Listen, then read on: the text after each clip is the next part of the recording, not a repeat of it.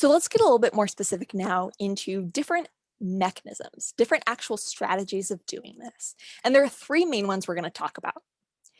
So you could have a problem-focused coping mechanism, which, as the name implies, focuses on the problem. It focuses on finding direct solutions to your problem, solving the thing that's stressing you out. You could also have emotion-focused coping mechanisms, which is instead in charge of targeting how you feel about it. So this is things like psychotherapy, being able to kind of cognitively restructure, shape how you're thinking about the thing, the emotions you're feeling about the thing.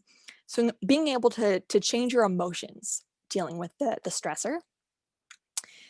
Or lastly, kind of relatedly, is relationship-focused coping mechanisms, which have first and foremost focus on maintaining and protecting social relationships.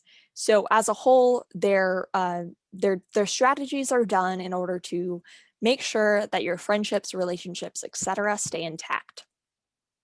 So a couple examples of each of these, and of course there are positive ways of doing each of these, and there are negative ways of doing each of these.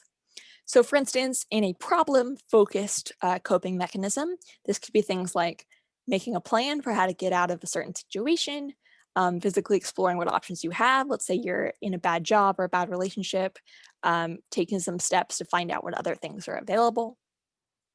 But it could also lead to some negative things as well. Things like just ditching the situation.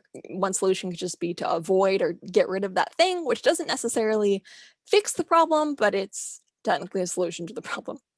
So for example, so this just, oh man, I don't know about you guys. We've talked about misophonia a little bit, which is this kind of intolerance for background noises.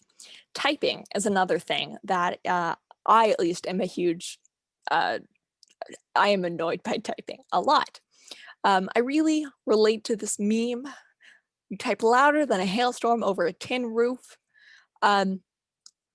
It's hard for me to sit in like quiet office spaces where everyone's just like banging on their keyboard. So since we started working from home, and my partner's here too, so it's hard for me to focus when we're both working in the same room. So we had a problem. We had I'm, sensitive to different noises. So how can we solve this? Problem-focused coping mechanism. I could have just avoided. I could have been like, cool, I'm going to work in the other room whenever you're working. I'm going to put in headphones. I'm going to avoid and escape those sounds. That could be a thing I do. But a more positive way, and what we ended up doing, is we got soundproof walls and we got different things for our computers, such as keyboard covers to dampen the noise. And we basically sound insulated our office so that those sounds wouldn't be as clicky-clacky anymore. So this is a positive way of finding solutions to the problem of a noisy keyboard. So emotion-focused instead.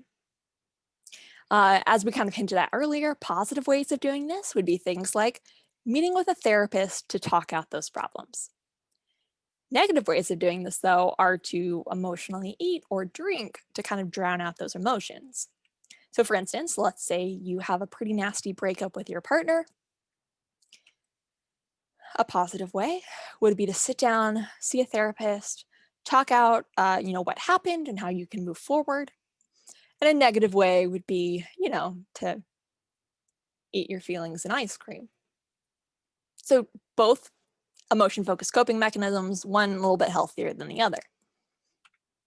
And then lastly, relationship-focused can lead to some positive traits, things like feeling empathy for what another person's experiencing, being able to support them, being able to compromise if you're having an argument with someone, or it could lead to some negative things as well, because maybe that leads you to confront that person and it ends up negative.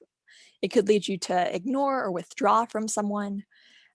So for instance, I found this, I was trying to find an image of like having a fight with your friend, and then I ran into an American Girl, Smart Girl's Guide to Friendship Troubles, and just, this brought me back. I don't know if any of you guys had these kind of articles growing up, but man, oh man, was this my childhood. Okay, so Smart Girl's guides are great. But let's say you're having an argument with your friend. A healthy way of doing that would be to, show empathy for the situation, to apologize, to ask what you can, how you can rectify that situation, compromise on whatever's bugging you, ultimately protect that social relationship. You're trying to salvage that relationship. Or you can do things like ignore or withdraw from that situation. So this might seem helpful to you because you're like, okay, I need to cool down, I need to step away, like I don't want to shout at this person, or I don't want to say the wrong thing or whatever. But this is kind of a negative trend to ignore and not